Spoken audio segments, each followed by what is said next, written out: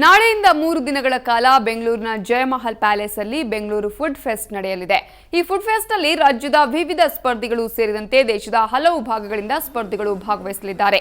ಸುವರ್ಣ news ಸಹಯೋಗದಲ್ಲಿ synergy pro private limited ನವರು ಈ ಕಾರ್ಯಕ್ರಮ ಆಯೋಜಿಸಿದ್ದಾರೆ.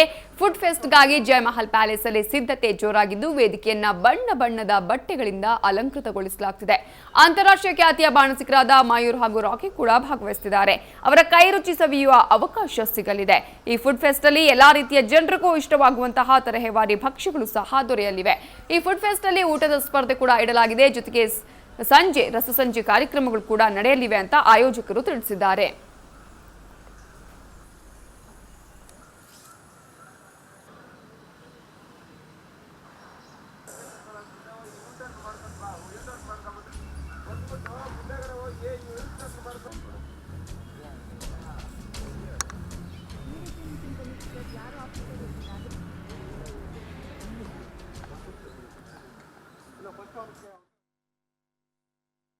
ಸೊ ಈ ಬೆಂಗಳೂರು ಫುಡ್ ಫೆಸ್ಟಿವಲಲ್ಲಿ ಜನ ಬರೀ ಒಂದು ಸ್ಟಾಲ್ನಲ್ಲಿ ಊಟ ಪಡೆಯೋದಲ್ದಂಗೆ ಇಲ್ಲಿ ಕಾಂಪಿಟೇಷನ್ಸ್ ಇರುತ್ತೆ, ಮತ್ತು ಕುಕ್ಕಿಂಗ್ ಡೆಮಾನ್ಸ್ಟ್ರೇಷನ್ಸ್ ಇರುತ್ತೆ. ಬೇರೆ ಬೇರೆ ಕಡೆಯಿಂದ ಚೆಫ್ಗಳೆಲ್ಲ ಬರ್ತಾ ಇದ್ದಾರೆ.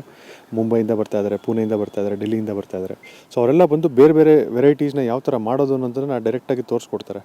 ಸೊ ಜನ ಅದನ್ನು ನೋಡ್ಕೊಳ್ಳೋದ್ರ ಜೊತೆಗೆ ಅವರೇ ಕೂಡ ಕುಕ್ಕಿಂಗ್ ಮಾಡಿ ಒಂದು ಕಾಂಪಿಟೇಷನಲ್ಲಿ ಭಾಗವಹಿಸಿ ರಾಕಿ ಆ್ಯಂಡ್ ಮಯೂರ್ ಅಂತ ಇದ್ದಾರೆ, ಐವೇ ಆನ್ ಮೈ ಪ್ಲೇಟ್ ಅಂತ, ಅವ್ರು ಬರ್ತಾ ಇದ್ದಾರೆ. ಅವ್ರ ಕಡೆಯಿಂದ ಅವಾರ್ಡ್ ತೊಗೋಬೋದು.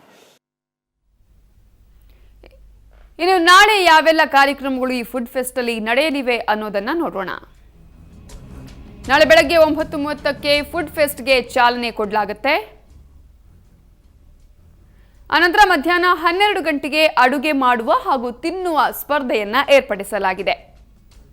ಹಾಗೆಯೇ ಮಧ್ಯಾಹ್ನ 2 ಗಂಟೆಗೆ ಅಡುಗೆ ಮಾಡುವ ವಿಧಾನದ ಕಾರ್ಯಕ್ರಮ ಕೂಡ ಇರುತ್ತೆ. ಇನ್ನು ಸಂಜೆ 4 ಗಂಟೆಗೆ ಶೈಲೇಂದ್ರ ಕೇಕಡೆ ಅವರೊಂದಿಗೆ ಅಡುಗೆ ಮಾಡುವ ಕಾರ್ಯಕ್ರಮ.